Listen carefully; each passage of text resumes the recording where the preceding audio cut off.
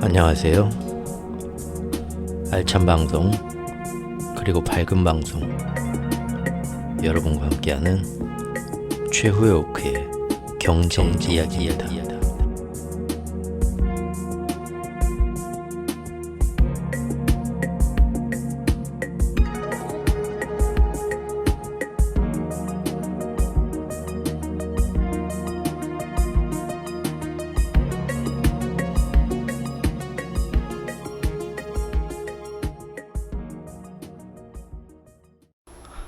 안녕하세요. 최후의 오크입니다. 정말 날씨 끊임없이 덥죠. 그리고 이번 주부터는 또 수도권 부근부터 해서 비가 다시 올 거라고 하는데 아무튼 참 힘든 8월 같습니다. 잠깐 시장에서 지금 세 가지 이슈가 있는 것 같습니다. 하나는 어제 이제 드디어 오랫동안 이렇게 하락만 하던 주식시장이 미국 증시가 한번 발끈하고 지금 금리가 굉장히 높게 오르는데도 위로 한번 튀었죠. 그게 이제 바로 내일인가요? 23일 내일 있을 엔비디아의 실적 발표를 앞두고 다시 한번 엔비디아가 시장 전체를 구원해 줄 것이다 하는 심리에 많이 떴습니다. 이번에 그 시장이 뜬 거를 보면 근데 조금 예전과 다른 점이 있는데, 엔비디아 뜨면서 AI 관련주가 다 같이 이렇게 많이 뜨면 좋겠는데, 물론 빅테크나 그런 거 위주로 많이 이제 뛰긴 했는데, 그 뛴 그 종목별 모습이나 특히 테슬라가 또 굉장히 많이 뛰었더라고요. 테슬라도 AI 관련주인가요? 물론 우리가 다 저기 당군 왕검의 후손이고요. 족보 거슬러 올라가면 다 우리 피를 나눈 한 가족입니다. 그런 것처럼 굳이 AI에 막 끼워 맞춘다고 하면 테슬라도 AI인데 사실 직접적인 관련주라고 하긴 좀 창피하죠. 근데 어제 엔비디아 기대감에 뜨면서 그 다음 많이 뜬 건 테슬라거든요. 근데 여러 종목들 빅테크 위주로 뜬 거 보면 사실은 포모죠, 포모. 야, 이거 저가 매수 지금 이렇게 오르기 시작하니까 이거 지금 든든한 걸로 나도 여기서 같이 들어가야 된다. 지금 포모 그걸로 이제 뜬 경향이 많은데, 어쨌든 엔비디아는 당연하게도 지금 서로 이제 예약 걸어놓고 거기 나오는 칩은 다 내가 가져갈 텐게 우리한테 팔어 하고 사방에서 지금 수요 이미 예약된 것이 내년까지도 그 내년 초까지 생산해서 공급할 라인의 그 공급에서 거의 2배 가까이 수요가 밀려 있든지 그럴 겁니다. 그러니까 다른 AI 관련 구글이나 마이크로소프트에서 계속 거기에 맞는 매출을 못 내놓고 계속 돈 먹는 하막처럼 돈만 들어간다 라는 거하고 상관없이, 그 돈이 이제 돈 먹는 하마처럼 걔네들이 돈을 들여서 사가는 건 결국 엔비디아 칩이잖아요. 그러니까 AI가 효과를 내든 못 내든 결국 엔비디아는 돈을 번다 이거거든요. 맞는 얘기입니다. 지금 그렇게. 그리고 실제 이번에 이제 엔비디아의 그 인공지능 칩에 대해서도 앞으로 미국이 점점 더 수출 제재를 많이 할 것 같다 하니까 중국이랑 이미 막 최대로 자기들이 그 주문해 놓을 수 있는 만큼 다 주문을 했죠. 그래가지고 더 많이 지금 예약이 밀려 있고요.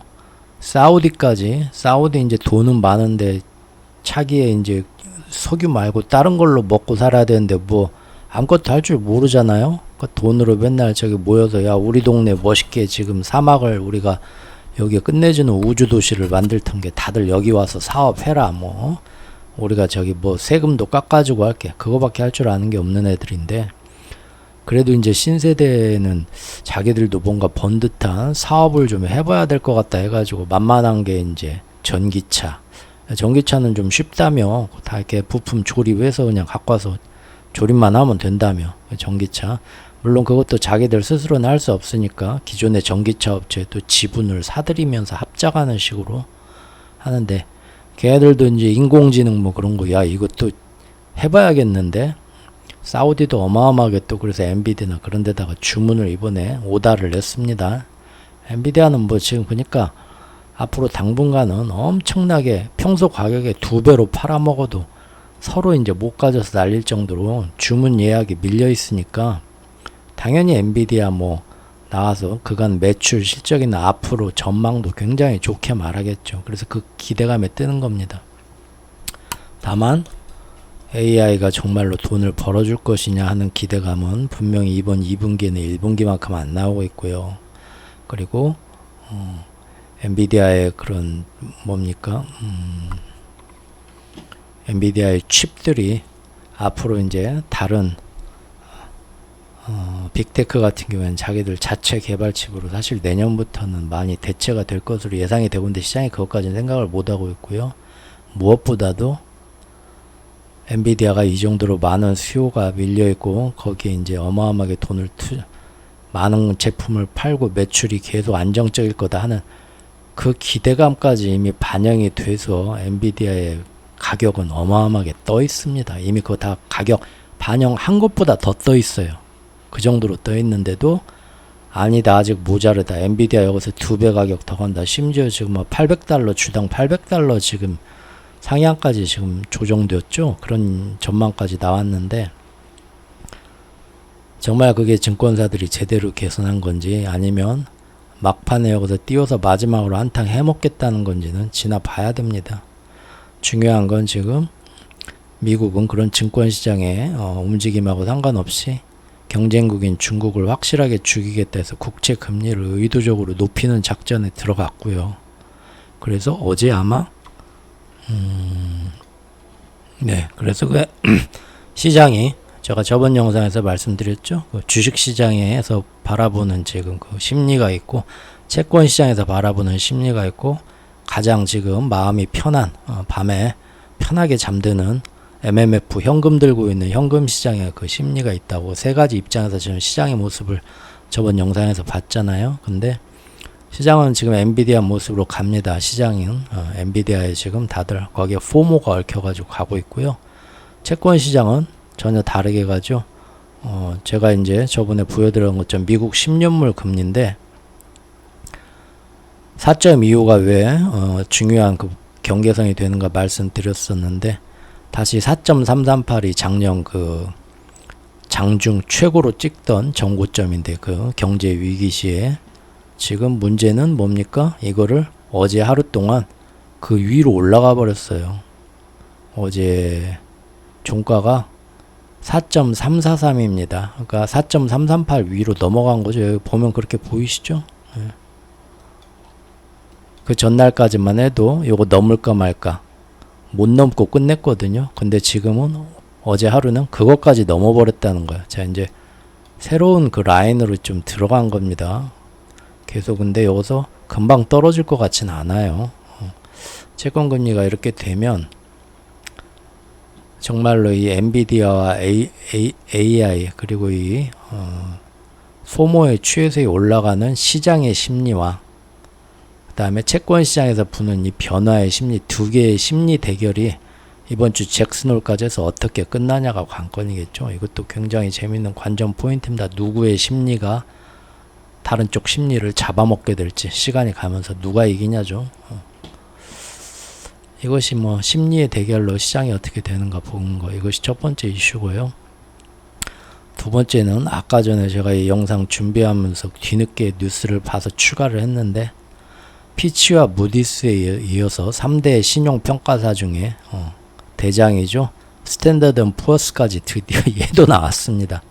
얘도 나와서 미국 중소은행 전부 신용등급 강등하고요. 얼마 전에 무디스가 한 것처럼 나머지도 시간이 지나면서 더 강등할 수 있다.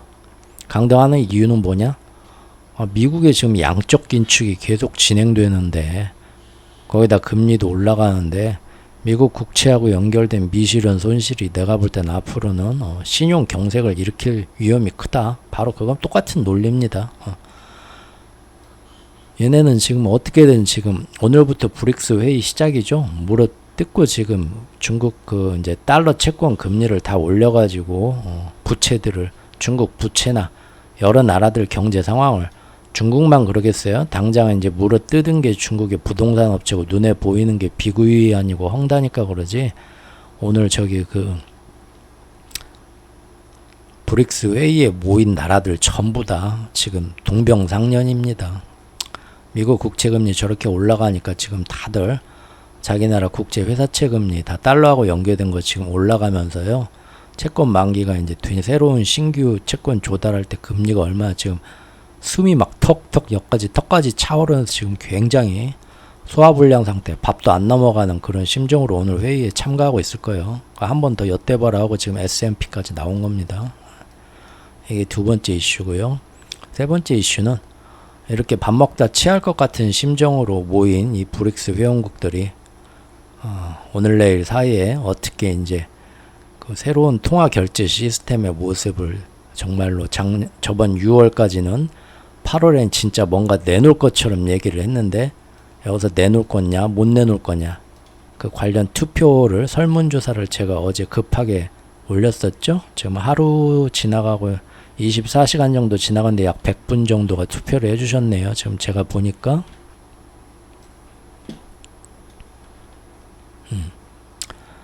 아주 그냥 대판 싸우고 지들끼리 막 야 어쩌고 저쩌고 아주 나가리가 나고 끝날 것이냐 그런 확률은 26%로 투표를 해주셨고요.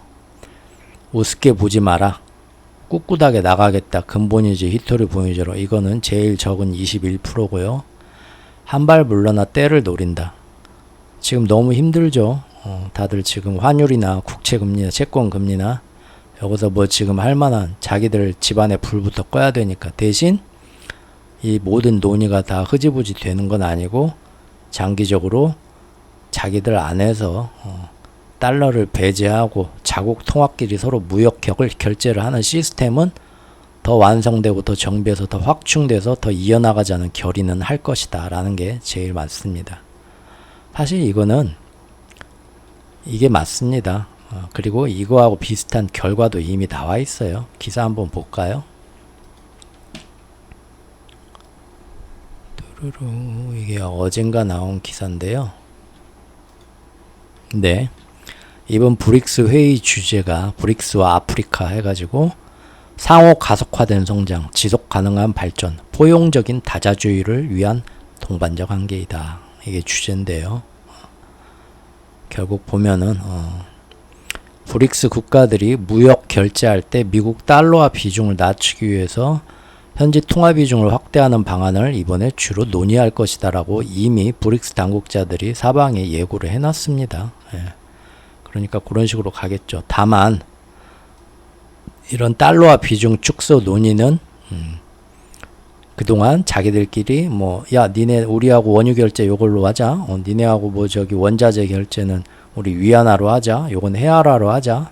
인도네시아하고는 또 뭐 우리 자국 통화끼리 하자. 많이 했는데 이번에 실제로 합의안을 회원국들이랑 비회원국들 모인 상의에서 우리 이렇게 그전엔 따로따로 했는데 이제 브릭스 안에서 공식적으로 이렇게 체계화해서 이런 식으로 크게 하자고 합의안 도출에 나서는 단계거든요. 이거 상당히 이것도 미국한테는 껄끄러운 거죠. 공식화하는 거죠, 한마디로.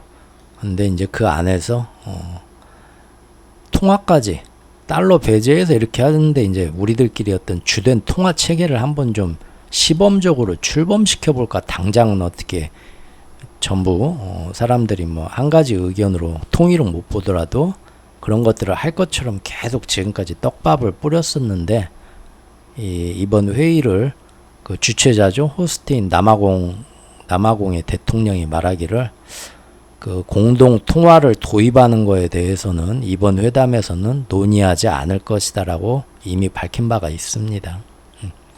그런데 왜 이거를 이번에 투표에 설문조사에 붙였냐면요.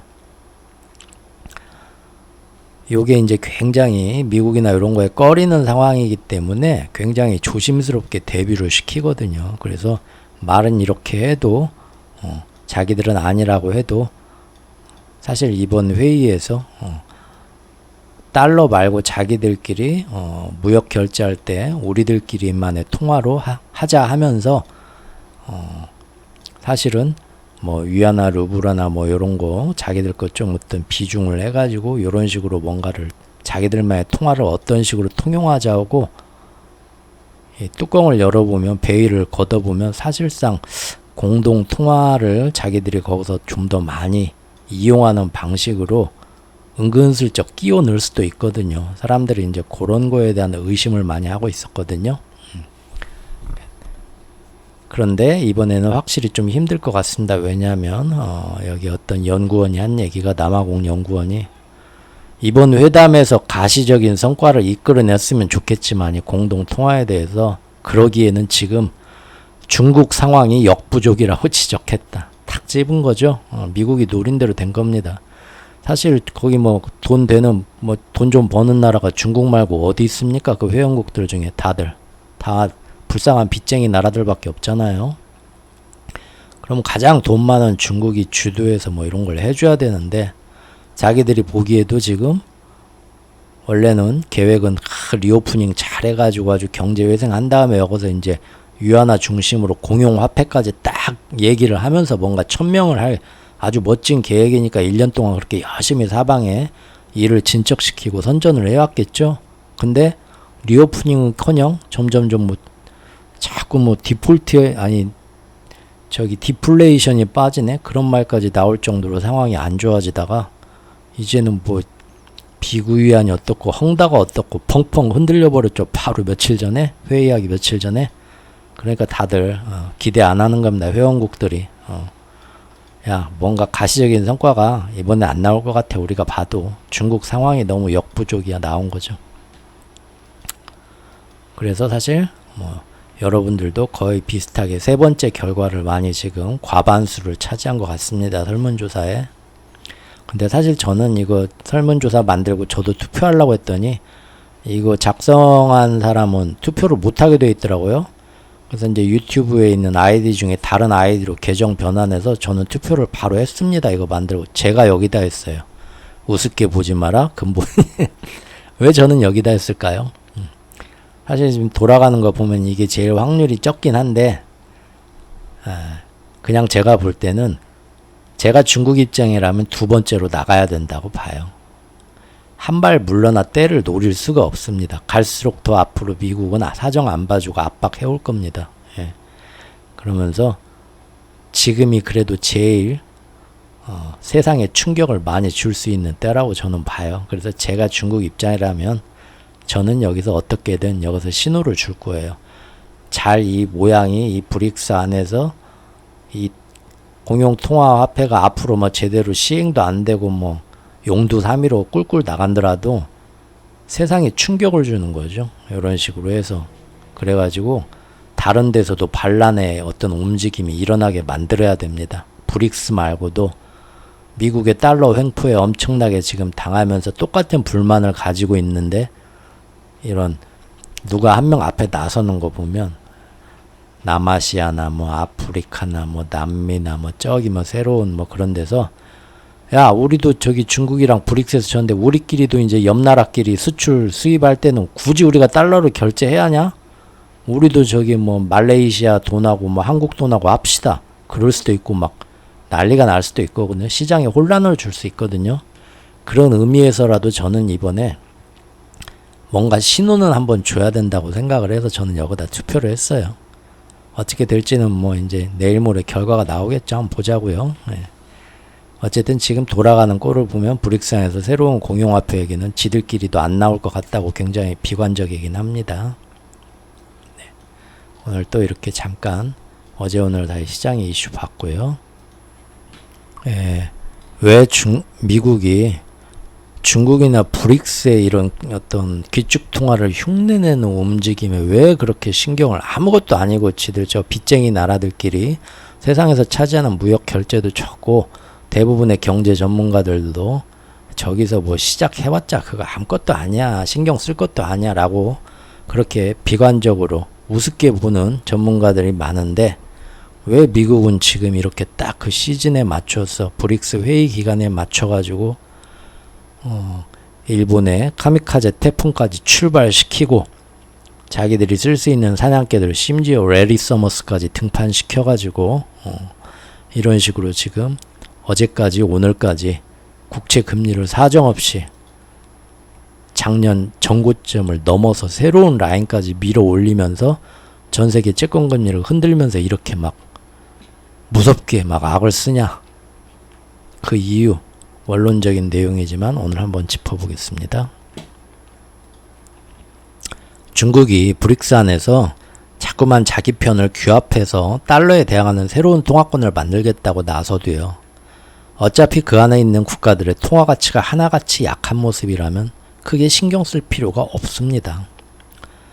그러나 사실 미국이 그들이 그것보다 더 겁내고 있는 진짜 약점은 바로 새로운 통화가 달러의 반기를 들고 나오면서 혹시나 근본위제 같은 걸 취하지 않을까 하는 거라고 봅니다. 왜냐하면 현재 달러의 가장 큰 본질적 약점이자 출생의 비밀을 정면으로 공격하고 비교될 수 있는, 즉 지금의 달러가 가짜 돈이고, 그래서 사실은 모래 위의 성과 같은 사상누각 기축통화이면서 대신 정말로 가치가 인정되는 근본위제 혹은 특정 자산과 연계된 지역통화가 만약에 달러와는 비교가 안 되지만 세계 곳곳 구석구석에서 여러 경제권에서 같이 쓰이게 된다면, 즉 달러도 쓰이는데 근본위제인 어떤 통화도 쓰이게 되는 거예요. 그러면은 두 개가 이제 비교를 받게 되는 겁니다. 그 나라의 이제 암달러상들이 관광객들한테 헤이 어디서 왔어? 뭐 빨리빨리 뭐 대한민국 사랑해요 하고 받는데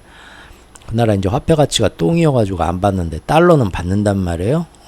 달러로 받으면 이제 근데 이제 뭡니까?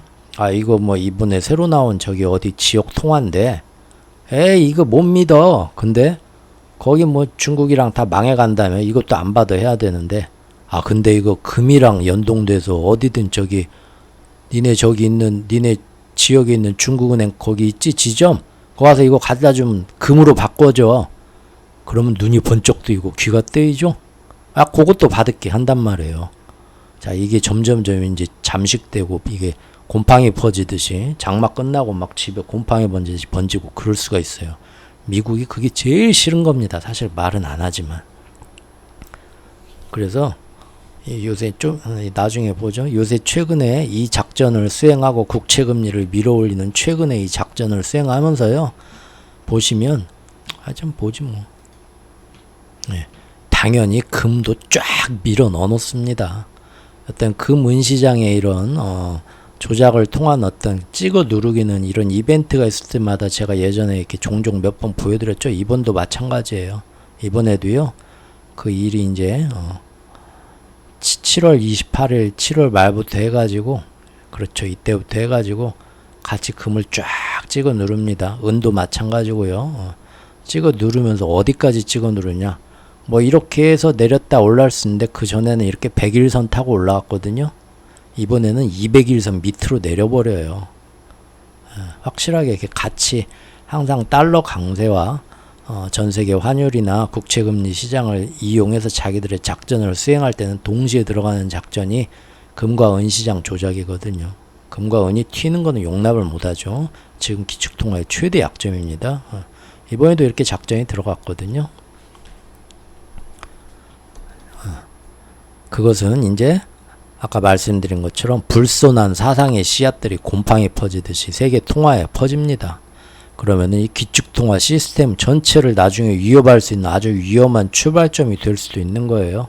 그렇죠? 예.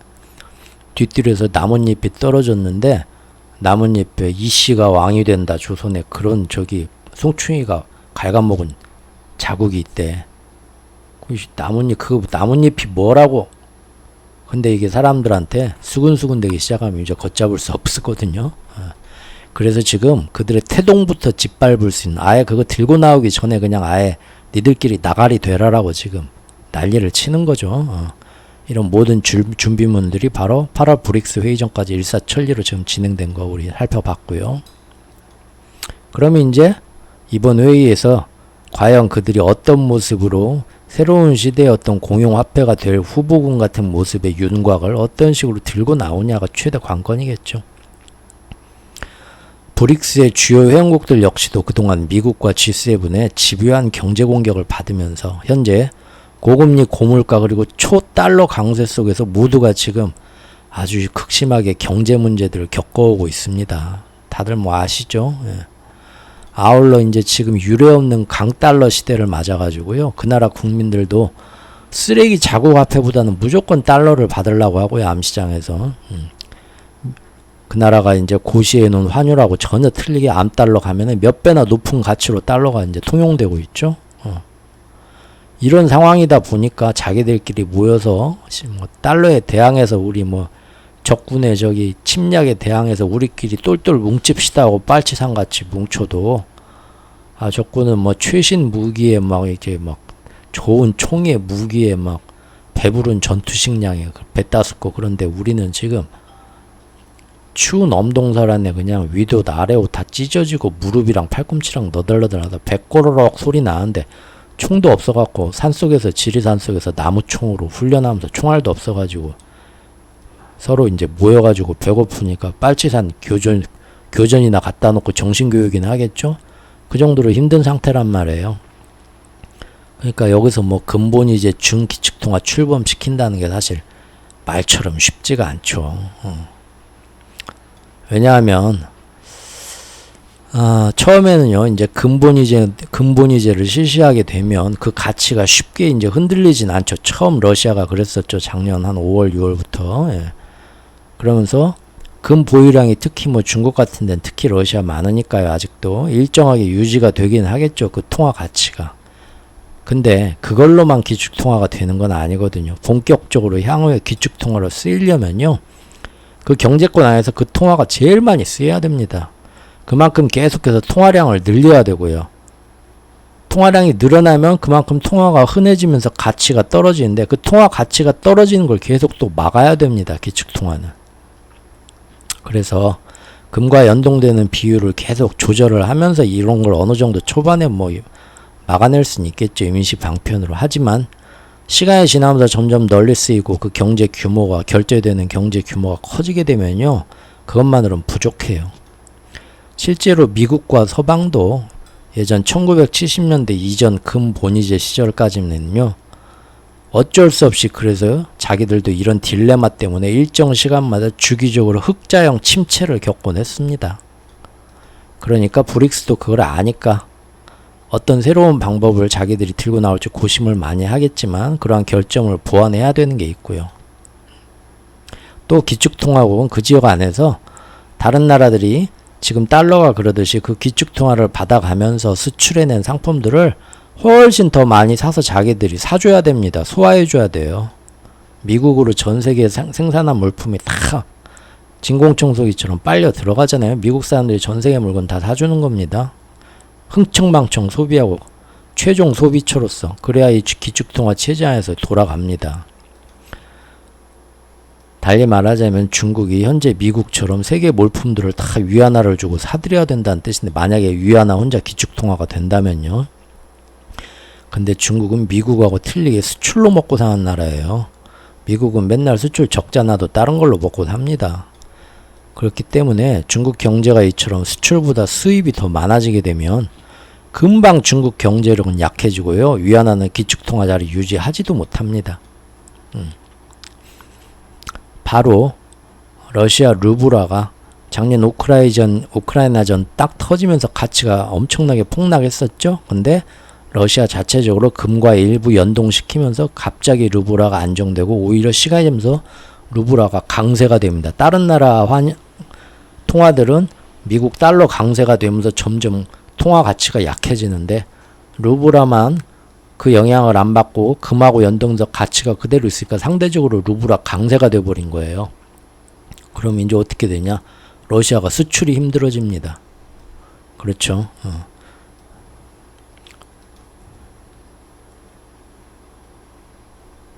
이렇다는 거예요. 근데 그게 이제 우리한테는 언론에 잘 안 나온 이유 제가 잠깐 써놨고요. 사실 미국은 70년대 초반에 금본위제를 탈피한 이후에 자기들도 이제 더 이상 그만큼 줄 금이 없다. 사실은 배째라 하고 사기친 거죠. 전 세계를 상대로. 그 이후로 이제 페트로달러를 꾀하기도 했지만 그것은 비록 가치 연동의 의미는 있지만 금본위제하고는 전적으로 틀렸죠. 왜냐하면 달러 들고 간다고 해서 미국 정부가 예전 서부시대처럼 그걸 금으로 바꿔주는 게 아니고 1갤런에 원유로 그럼 바꿔주는 겁니까? 그것도 아니었어요. 그렇잖아요. 페트로달러라고 해서 뭐 달러 들고 가면 원유로 바꿔준 것도 아니었거든요. 그냥 전 세계에서 석유 결제를 달러로 하게 만들어 가지고 가치를 연동시켜서 모든 나라가 전부 그 당시엔 석유로 돌아가는 산업 시대였으니까 억지로 강제로 달러를 어쩔 수 없이 전 세계가 다 쓰게 만들고, 그리고 석유 가격은 웬만해서는 뭐 여러 가지 있어 흔들리긴 하지만 그래도 항상 중요하게 보는 거라서 가격이 크게 폭락하진 않으니까 거기에 가치가 연동돼서 어느 정도 뭐 여러 가지가 복합된 거였죠. 이런 식으로 결국은 미국 정부의 신용만을 믿고 그 아무 거하고도 바꿔주지 않는 불안화폐 시대로 그때부터 넘어간 거죠. 근데 이게 좋은 점이 있더라. 뭐가 좋냐? 예전 근본위기 시절에는 달러를 통화량이 경제 발전 속도를 못 따라가 가지고 엄청나게 사방에 막 그 달러를 찍어내고 전 세계 경제가 막 신용으로 막 레버리지로 어마어마하게 성장을 하는데, 그거 나중에 와서 금으로 바꿔줘 했더니 야, 금은 우리가 저기 일꾼들 엄청나게 SBC 생산해 가지고 그냥 지도에 있는 맵이란 맵은 다 그냥 채굴을 했는데도 이 늘어난 달러만큼 매치가 될 만큼 금을 다 못 캐냈다. 그렇게 금방 못 캐내더라.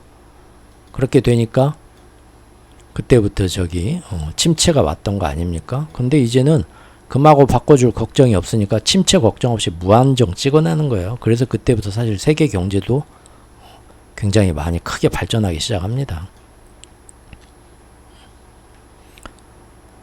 그런 식으로 전 세계에 달러를 제일 많이 퍼뜨리면서 꾸준히 세계 1위의 경제국 자리를 미국은 유지해왔고요. 그러다가 이제 너무 많이 달러가 퍼져서 아무리 금으로 안 바꿔준다고 하더라도 너무 달러가 흔해졌다 하면 사람들이 이제 슬슬 이거 너무 흔한데 불안해하면서 달러보다는 다른 거를 좀 더 이제 더 가치 있는 걸로 지금 있어야지, 내가 이거 너무 흔해지고 너무 지금 보장도 안 해주는 뭐 이거 바꿔주는 것도 없는데 여기에 내 전 재산을 달러로 갖고 있으니까 밤에 슬슬 잘 때마다 한 번씩 깬단 말입니다. 냉수 한 번씩 맞고 담배 한 대 피면서 이래도 괜찮은가 하면서, 그러면서 점점 달러가 조금씩 소외받는 것 같다 하면은 그때부터 이제 차라리 저기 유로화가 낫지? 엔화가 낫지? 그런 식으로 조금씩 사람들이 마음이 돌아서게 되면 그때부터 미국이 한 일이 뭡니까?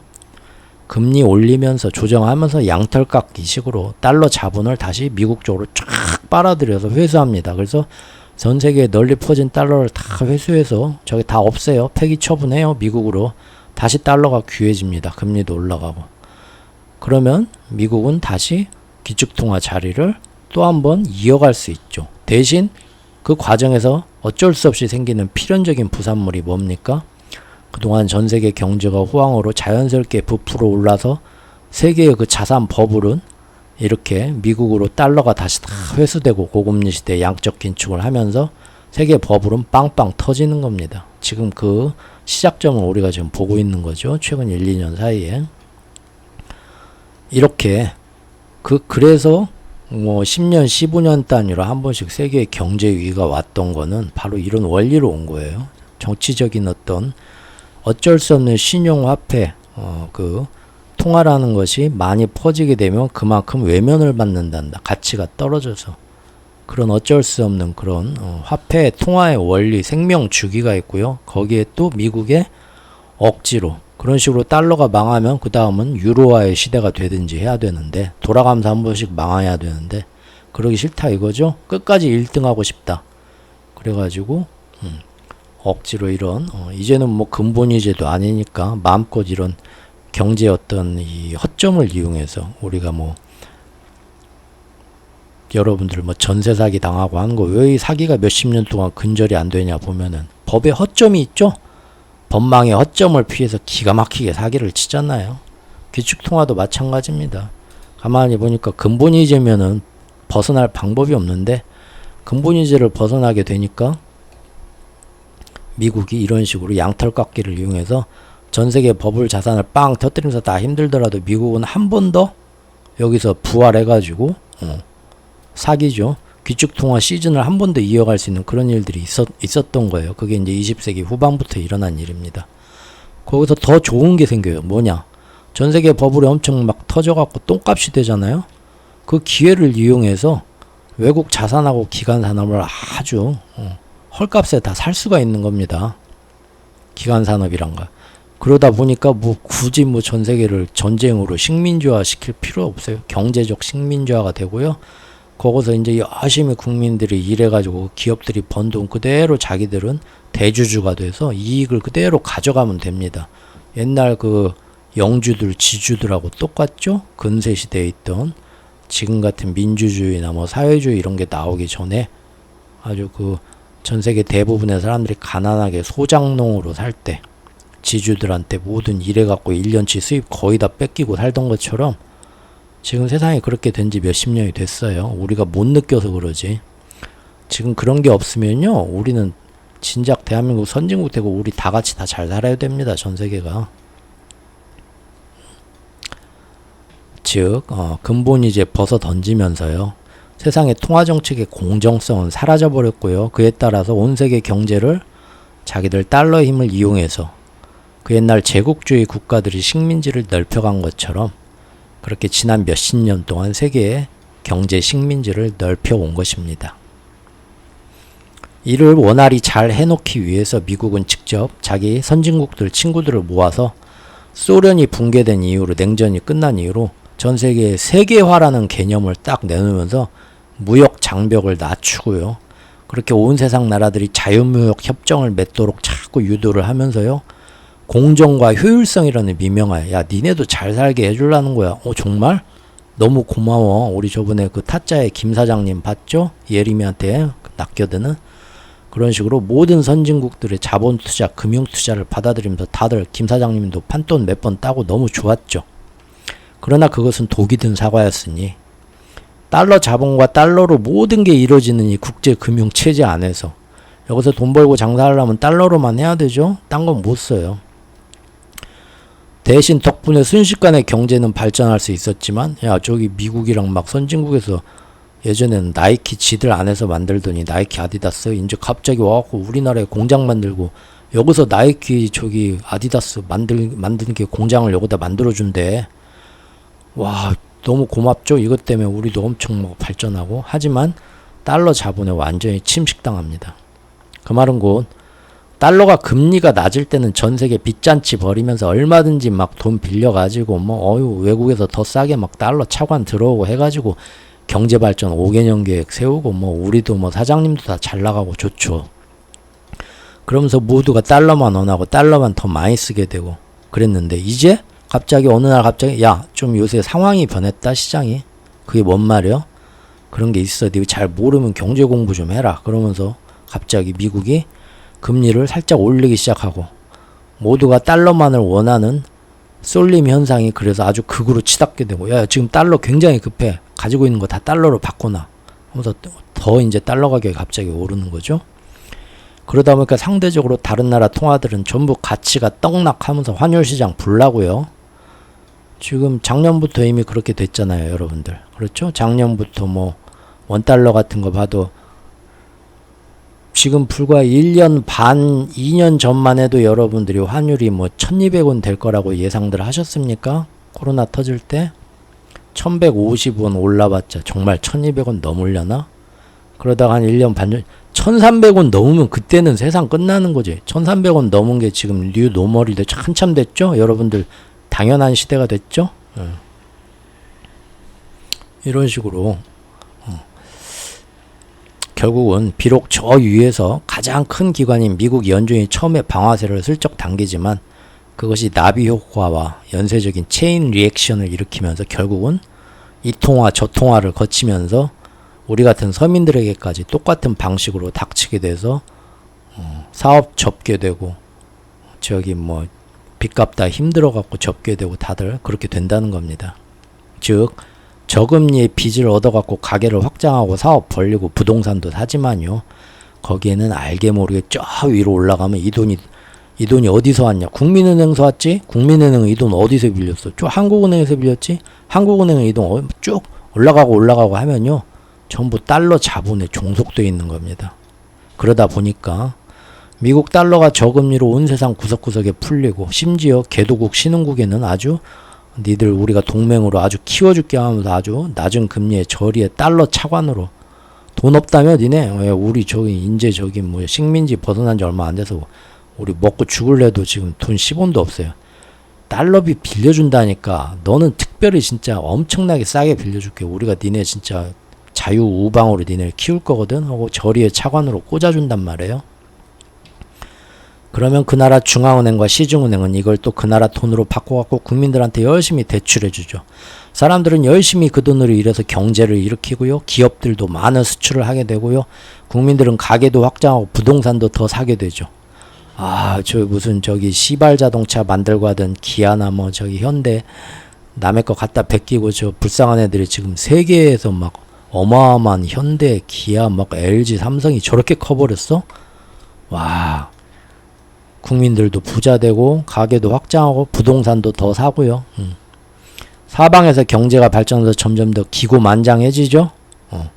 그러면서 이제 예전에 뭐 80년대에 저기 뭐 유럽이나 뭐 일본이나 뭐 그런 데처럼 달러 패권을 위협하려는 이제 경제 신흥국들이 하나둘 나타납니다. 그럼 전 세계에서 야, 요새 달러 너무 많이 풀려갖고 좀 불안해. 근데 지금 요새 보니까 일본이나 뭐 유럽이나 엄청 잘 나가는데 쟤네들 것도 좀 이제 결제할 때 많이 쓰고 우리끼리 하자고 이렇게 된단 말이죠. 그리고 가난한 나라들이 이제 실제 미국보다 더 빚도 없는데 경제는 잘 나가가지고 우리나라 같으면 강남, 제주도 같은데 미국 맨하튼에 들어와서 어마어마한 빌딩들 다 막 엔화로 삽니다. 이거 우리가 사겠으면 중국 애들이 와서 우리 강남 빌딩 사는 것처럼. 그러면서 실제 그 당시에는 GDP가 미국을 추월해서 일본 같은 경우에 미국민보다 일본 국민들이 전 세계 1위로 더 부유해지기도 했습니다. 잠깐 동안. 이런 식으로 그들의 국력과 경제력이 성장한 만큼 세계에서는 또 그들의 통화가 더 널리 쓰이고 인정받게 되죠.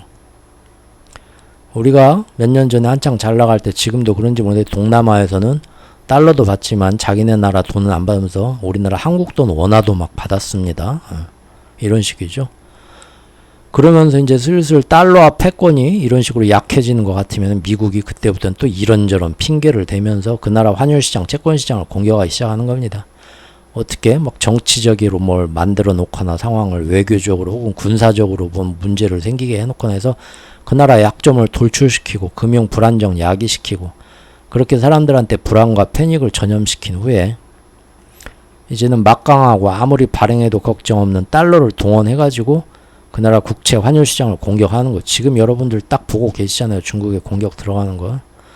동시에 모든 달러 자본도 그 나라에서 이제 이렇게 금리차가 벌어지면은 환차손이 생기지. 두려워서 얼른들 빠져나가게 됩니다. 위안화 역대로 약세로 떨어지고 일본은 사실은 지금 경제가 굉장히 좋아서 전망이 굉장히 좋아가지고 엔화 강세가 되는데 어쩐 일인지 말도 안 되는 움직임으로 달러 강세 받쳐주려고 인위적으로 달러 약세를 의도를 하니까 우리는 가운데 끼어가지고 위안화도 역대로 약세 막 7.3위안 엔화도 역대로 약세 146엔 우리 지금 덩달아 이제 우리도 뭐 1300 지금 며칠째 싸우고 있죠. 아유 불쌍해. 한번 볼까요?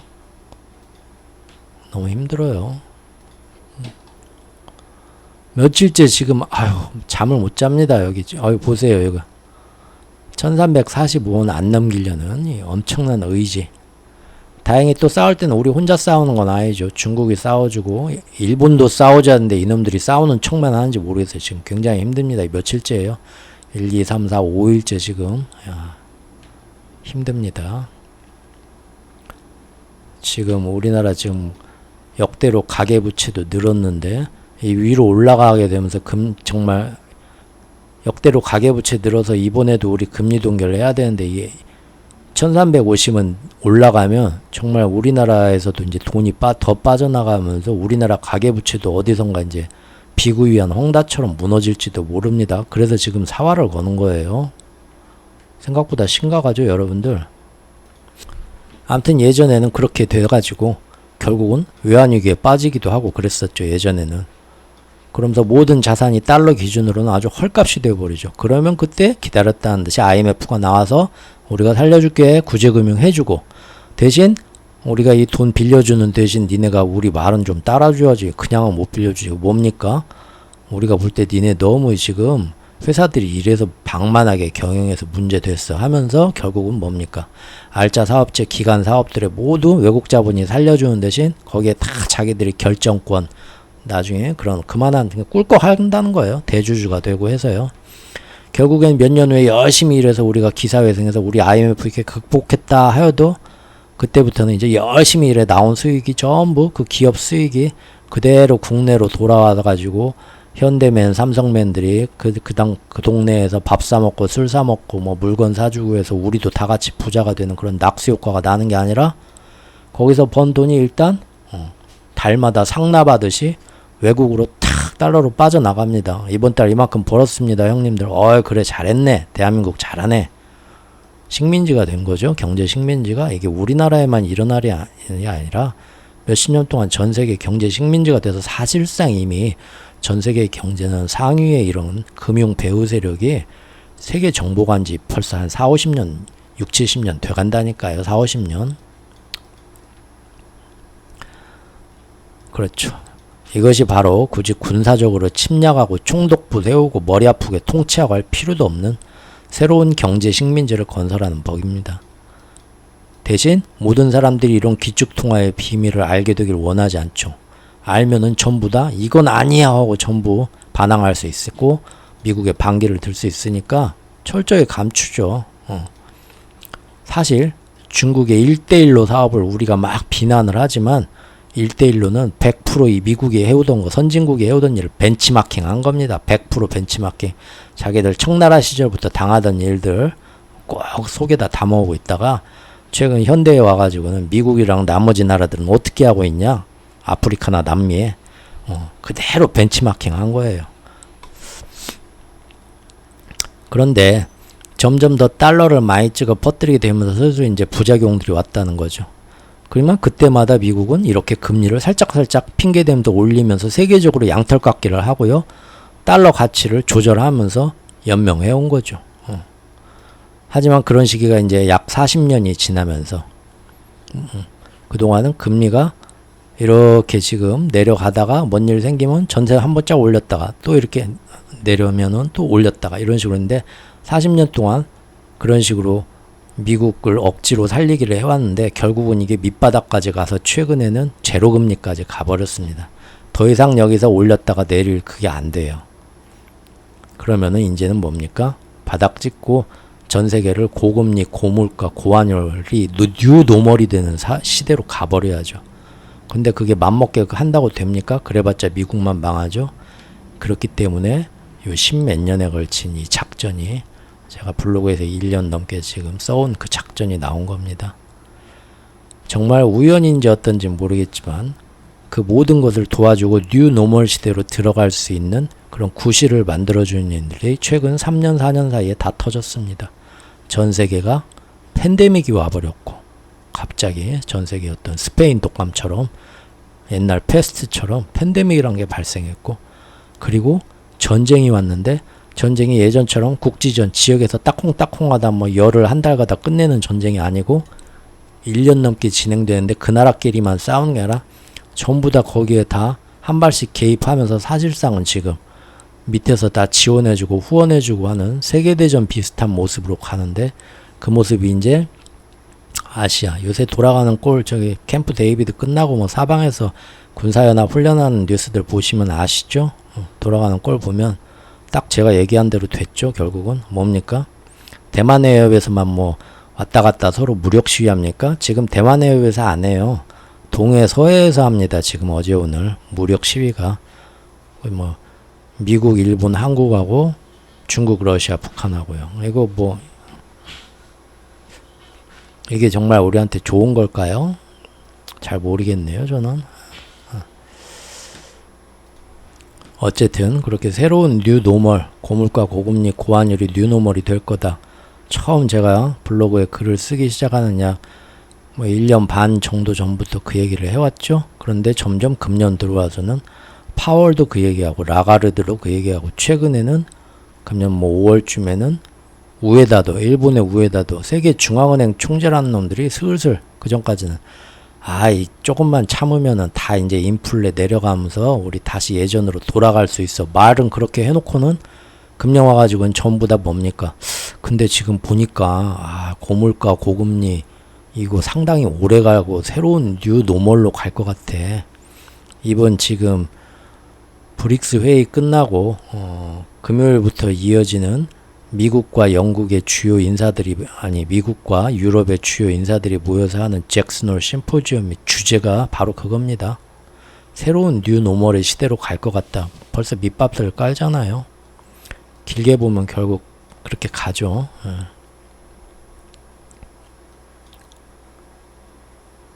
이렇게 되는 겁니다. 이렇게 제로금리에 가까워졌는데 그러면서 이제 명목금리보다 실질금리가 더 낮은 경우까지 와가지고 점점 더 달러에 대한 매력을 사람들이 잃게 되었는데요. 그러다 보니까 40년 동안 잘 버텨왔지만 억지로 연명하던 것도 이젠 끝이구나, 방법이 없구나, 이렇게 돼야니까 기축통화 패권 시즌 1이 이렇게 끝난 겁니다. 이제 시즌 2를 이어가려는 전쟁이죠. 이때 또 새로운 경쟁자가 나타나면서 미국에 대한 기술력을 무섭게 쫓아옵니다. 중국이죠. 그렇다면 여기서 또 어떻게든 세계적으로 금리를 올릴 구실을 만든 다음에 고금리로 전향해서 달러 강세를 만든 후에 항상 그래왔듯이 자기에게 덤벼드는 경쟁자의 경제를 짓밟아줘야죠. 예전부터 했던 식으로 그 나라에 들어간 달러 자본을 확 빼와버리면 참 손쉬운데, 예전 뭐 영국이나 유럽이나 그때는 또 이제 EU 연합 출발할 때는 또 코소보 사태를 이용했었죠. 지금이랑 반박입니다. 그리고 이제 뭐 일본은 뭐 굳이 뭐 그럴 필요도 없이 가가지고 서양 애들 뭐 등치가 워낙 크잖아요. 일본 애들 키가 우리나라보다 작잖아요, 훨씬.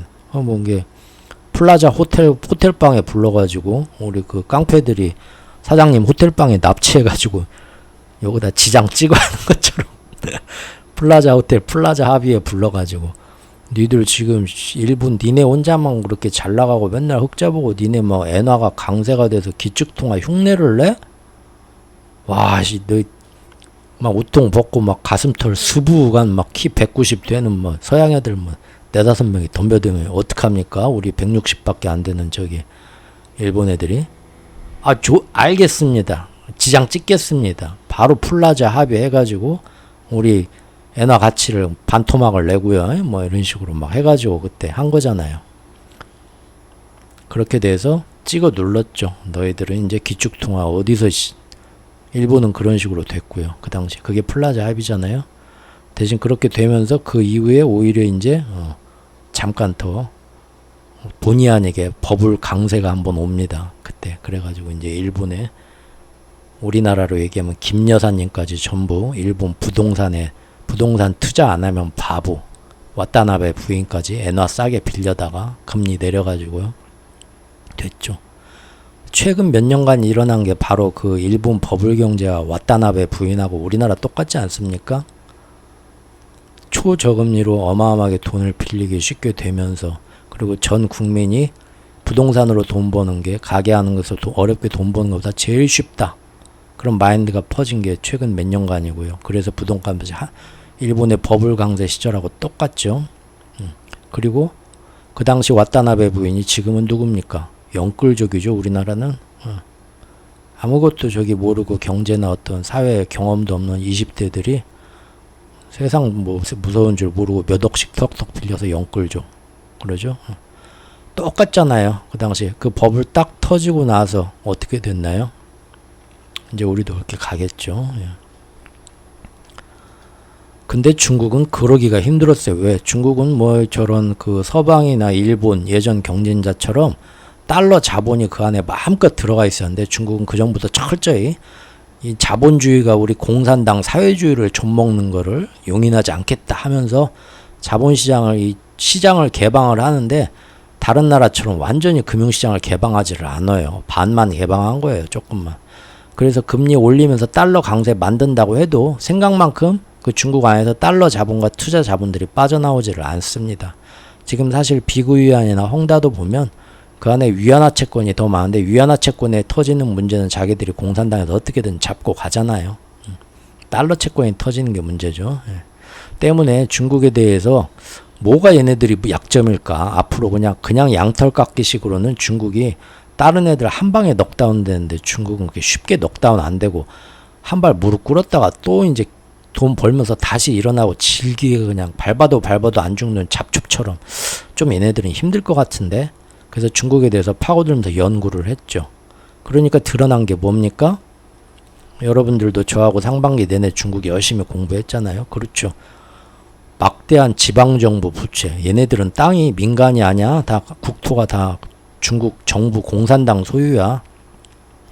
건설이나 뭘 하려면은 그거를 임대해 와야 돼. 땅을 어디 지방정부한테서. 그런 식으로 연결된 지방정부 부채, LGFV죠. 부동산 부채가 여실히 드러나는 거죠. 아하, 얘는 이게 약점이구나. 중국이 지금까지 근데 그것을 계속 안 터지게 잘 관리하면서 어떻게 계속 경제가 해마다 성장했지 봤더니, 끊임없이 외국 자본들이 중국이 최고다, 중국에다 돈 투자하면 계속 돈 번다 하면서 중국의 미래 성장에 배팅하면서 러브콜 보내면서 돈이 계속 들어와요. 여기 지금 보면은 뭐 맨날 적자에 빚이 어마어마한 것 같은데 이 회사가 안 무너지나 왜 안 무너지나 봤더니 전부 다 돈을 들고, 여기 2차 전지 만드는 회사입니까? 뭐 회사 이름 물어보지도 않고 돈 들고 와서 내 돈 좀 투자해 주십시오. 다 들고 오니까 그 돈으로 그 빚 막으면서 계속 성장할 수 있는 거였죠. 중국이 그랬다는 겁니다. 그러다 보니까 중국이 이제 해외에 전 세계 거의 독보적으로 많은 물품을 값싸게 수출하면서 세계의 공장이 되었어요. 그랬죠? 얼마 전까지만 해도 우리나라에서 생산된 중소기업에서 생산된 대기업에서 생산된 좋은 물건 우리 가정에 다 이렇게 있었는데, 지금은 뭐 먹는 거, 입는 거, 뭐 여기 가전제품 중국산 아니면 이제 우리나라 산업은 다 죽었잖아요. 중국이 워낙 싼 값으로 다 경쟁해 버리니까. 그래서 세계의 공장이 돼서 이제는 중국이 뭔 일이 생긴다? 그럼 세계 경제가 안 돌아갈 정도로 원천적인 공급망이 되어버렸습니다. 항상 막대한 수출의 힘과 어마어마한 내수의 힘으로 중국에서 계속 돈이 돌아가니까 이런 막대한 골마 터져야 될 부채가 터지지 않고 계속 더 성장해 나가더라 이거죠. 그러니까 여러분이 미국 입장이면 어떻게 해야겠습니까? 그냥 양털 깎기만 하면 얘네들은 예전 다른 나라처럼 쉽게 안 무너지겠구나. 그러면 뭡니까? 계속 사방에서 돌아가는 수출과 내수와 외국 투자가 못 들어가게 중국을 고립을 시켜야겠죠, 일단. 그래서 지금 디커플링이 나온 겁니다. 아주 긴 계획에 의해서 지금 미국은 중국 경제를 고립시키기로 했습니다. 말처럼 쉬운 일은 아니었어요. 왜냐하면 이미 세계에 공장이 되어 있어서 중국 경제 고립시키자 친구들아 하면은 다들 야, 그 전에 우리도 주고 뭔 말도 안 되는 소리 하고 반항한다는 얘기예요. 그 반항을 지금 금년 상반기까지 오랜 시간 동안 어떻게 친미파들을 이용하고 정치를 이용하고 전쟁을 이용해서 끝까지 어떻게 상반기까지 결속을 시켰나를 우리가 1년 동안 같이 살펴봤죠. 즉 이미 많은 나라들이 중국의 값싼 상품들에 공략당해가지고요. 해당 산업들을 다 아예 접었잖아요. 그러니까 중국 아니면 공급이 안 되는 부자재가 굉장히 많은 상태예요. 지금도 디커플링 하자. 어떻게 이제 단결은 됐지만 정말 앞으로 10년 동안 이 디커플링이 잘 될지도 다들 의문이에요. 왜? 중국 아니면 지금까지 중국에 맡겼던 거 이제 우리가 다 같이 모여서 채굴하고 생산하고 뭐 공급 라인 짓자고 생각만 해도 너무 힘들다. 나 지금 어렸을 때부터 곱게 자라가지고 밖에 나가 손에 물 한 번 안 묻혔는데 어디 막 구형제가 사는 종갓집에 맏며느리로 지금 들어와가도 오늘부터 뭐 아이고 생각만 해도 일할 생각만 해도 걱정이죠. 마찬가지죠. 중국 빼고 어떻게 디커플링이 가능할까? 실제 10년 가면은 지금은 당장은 서로 결속이 강해져서 합시다 하는데 2년 3년만 지나도 도저히 못하겠다고 미국이 약해진 틈만 보이면 다 거기서 뛰쳐나오려고 할 겁니다. 그래서 사실상 시간이 갈수록 중국이 이기게 돼 있어요. 요거는 다음에 써놓은 원고가 있는데 그때 이제 말씀을 해드릴게요. 예. 어쨌든 미국은 당장 막대한 부작용을 감수하면서도 자기들 미국 산업에도 어마어마한 손해가 올 수 있는데도 이 일을 억지로 진행시켰죠. IRA 막 그런 거 하면서. 그리고 2차 대전 때처럼 세계에 막 분쟁을 계속 조장하면서 이걸 가능하게 만들었습니다. 만약에 전쟁, 우크라이나 전쟁으로 이러한 세계적인 이념 갈등을 만들어내지 않았더라면요. 미국이 이처럼 중국 왕따 시키자 하는 이런 시도는 오히려 세계에서 부메랑이 돼서 미국만 고립됐을 겁니다. 전쟁이 굉장히 큰 역할을 해준 거죠. 우리나라도 마찬가지입니다. 우리나라도 지금 제가 1년 전부터 꾸준히 짚어온 이 흐름이 이번 캠프 데이비드까지 연결이 됐는데, 결국은 이것 때문에 우리나라 경제는 영향을 받고요. 외국 자본은 더 빠져나갈 거고요. 전쟁의 위험은 더 커지면서 우리는 점점 더 먹고 살기 힘들어지고 수출도 안 되고 이렇게 돼가고 있습니다. 하지만 그런 자세한 내막을 1년 전부터 하나하나 짚어오지 않았기 때문에 사람들은 대부분 언론이 그냥 전해주는 것만 얘기를 듣기 때문에 이념 갈등에만 빠지는 거죠. 그래서 지금 중국이 서해에 와가지고 지금 뭐 군사훈련을 한다, 어제같이 뉴스가 나오면 다들 뭐라고 할 겁니까? 감히 니들이 우리한테, 그래 누가 이기나 해보자, 미국, 일본, 우리나라 더 강렬하게 더 센 무기로 그 앞에서 맞대응해서 훈련을 해주십시오. 국민들이 다 그걸 응원하게 될걸요.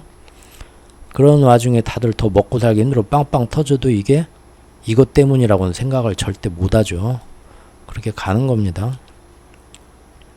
우리보다 더 힘이 세고 우리보다 더 치밀한 계획을 가지고 있고 더 많은 시스템, 위협 요인을 가지고 있는 애들이 하나하나 우리한테 작업 들어오면요, 알게 모르게 그 사람하고 친해지고 그 사람하고 같이 가족끼리 여행도 가고 사업도 같이 하고 애들 어린이집도 같이 보내고 했던 그런 사람이 맘먹고 1년, 2년 사이에 이 집 사기 한번 치겠다고 그런 식으로 들어오면 당하는 거예요.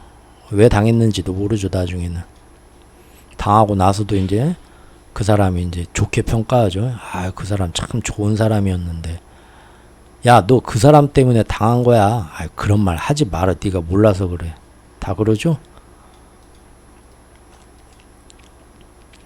중국도 차기 패권을 노려오면서 미국이 이렇게 자기들을 견제할 거라는 거는 이미 어느 정도 공부는 하고 있었을 겁니다. 그래서 자연스럽게 앞으로 자신들의 경제 규모가 가까운 시일 내에 미국을 앞지를 것이고요.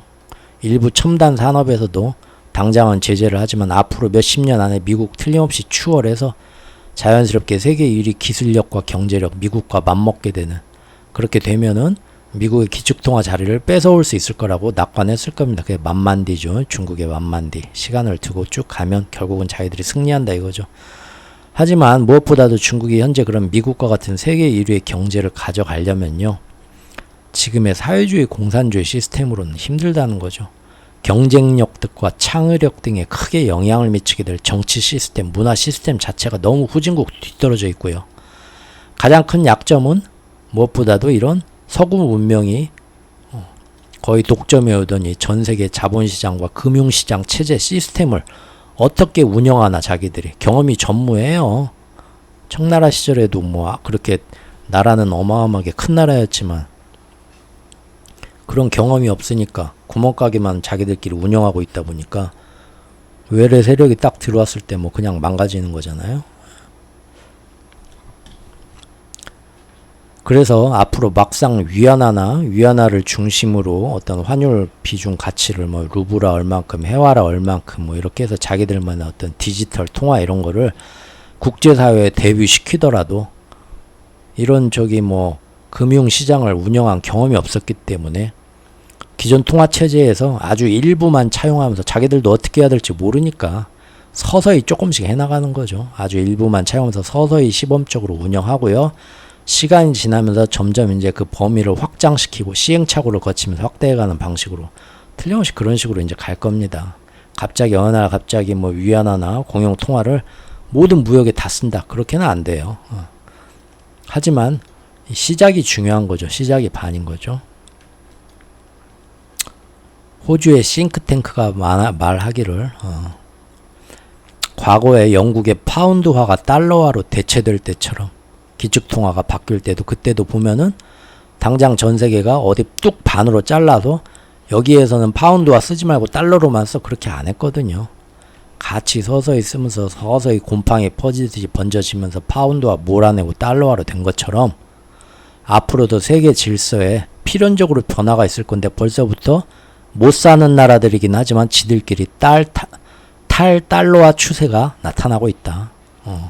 이게 바로 예전에 파운드에서 달러로 기축통화 축이 옮겨가던 것처럼 자기들이 볼 때는 그런 변화의 시작이다. 그 변화는 브릭스의 시대가 될 것이다. 이렇게 확실히 평가절하하기도 하지만 역사적으로 상징적으로 큰 의미가 있는 시작이라 이겁니다. 일부 전문가들은 이런 거는 뭐 현실보단 두려움에 근거한 것이고 전혀 당장 그럴 이유가 없다 하지만 분명히 큰 상징적 의미가 있고, 제가 아까 앞에 얘기한 것처럼 송충이가 갉아먹은 이파리처럼 이씨가 조선왕조의 주인이 된다 하는 것처럼 뭔가 지금 하나의 작은 파문이고 아무것도 아니지만 위험한 시도라는 겁니다.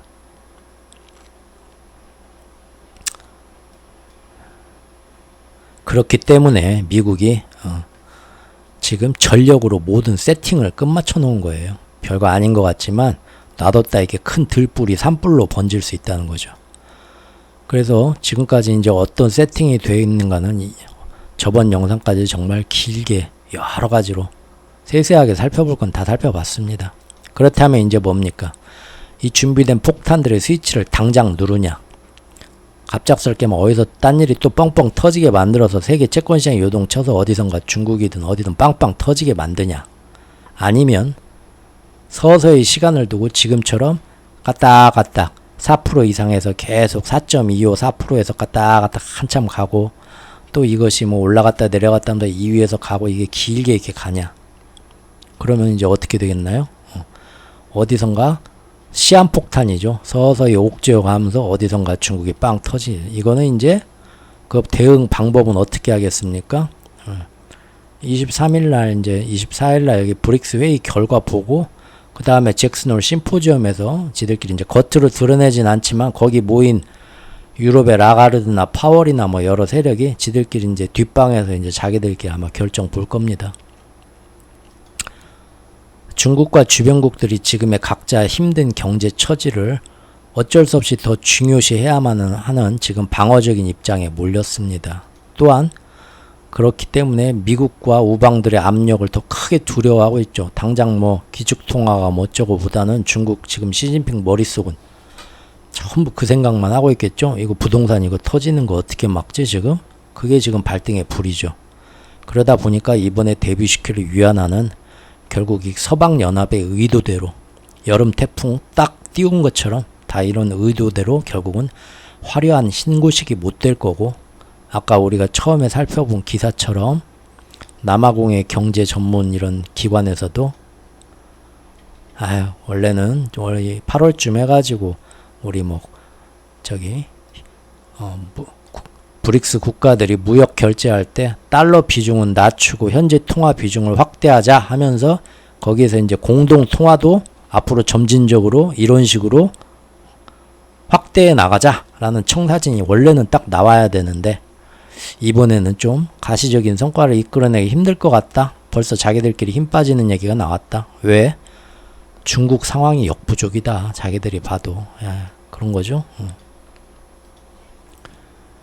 결국 미국과 그 금융 배후 세력의 뜻대로 이번에 데뷔시킬 위안화는 화려한 신고식이 못 될 거고요.